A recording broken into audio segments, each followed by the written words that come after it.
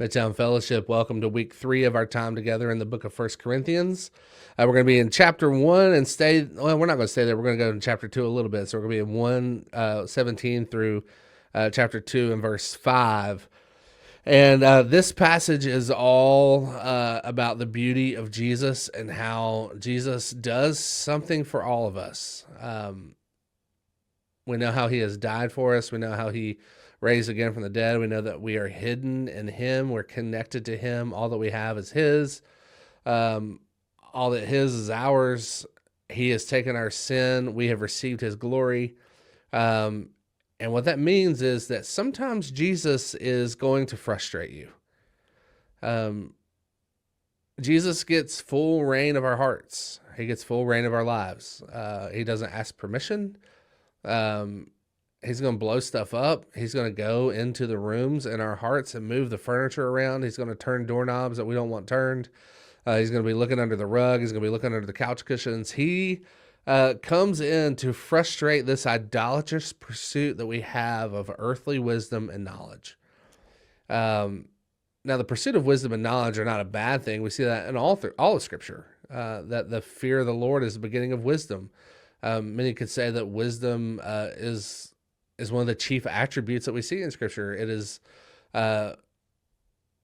given to us by God. It is given to us by Jesus to enjoy, and oftentimes, we enjoy it a little too much, and so we can make an idol out of the pursuit of knowledge, out of the pursuit of education, especially in a city like ours. Certainly in a city like Corinth. Paul is writing at a time when the Greeks just cared about the mind and they didn't care about the body. Everything was about how wise you could be and how wise you could appear.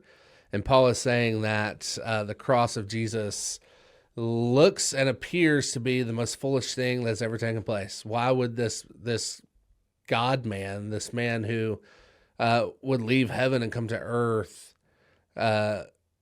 who called himself the king, who set out to establish this new kingdom, to rule and to reign in all of our hearts, why would he then die the kind of death that he did? Doesn't make any sense.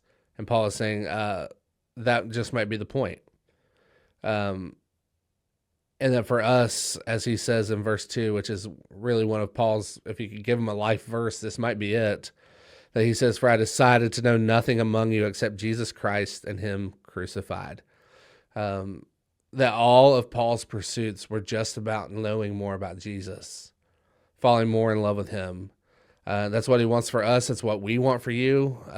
It's what you want for the people in your small group, that they would know and love and follow Jesus, and that his claims that he makes in this book about how we are trying to be wise will become foolish, and how Jesus has frustrated the pursuits of wisdom and knowledge through the folly of Jesus and the folly of the cross. That the way down is actually the way up in Christianity. It's not the other way around. Did I say that right? The way up is down. So if we want to go further into Jesus, we have to go and look further into our hearts and into our sin. And so that's what he has for us in chapter 1, 17 through 2, 5 in week 3 of our time together. So enjoy week 3. If you have any questions at all, please reach out to your discipleship director at your campus. You can reach out to me. Happy to answer any questions you might have.